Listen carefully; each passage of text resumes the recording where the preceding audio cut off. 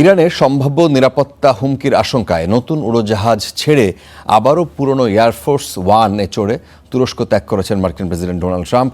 NATO সম্মেলন শেষে দেশে ফেরার সময় মার্কিন সিক্রেট সার্ভিসের পরামর্শে শেষ মুহূর্তে এই সিদ্ধান্ত নিয়েছেন তিনি।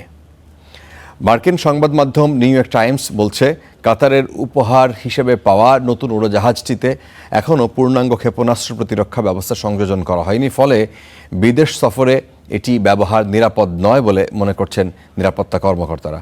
এদিকে মার্কিন গোয়েন্দা সংস্থাগুলোর বর্তমান মূল্যায়ন অনুযায়ী এই মুহূর্তে ট্রাম্পকে হত্যার কোনো তাৎক্ষণিক পরিকল্পনার প্রমাণ তারা পাননি।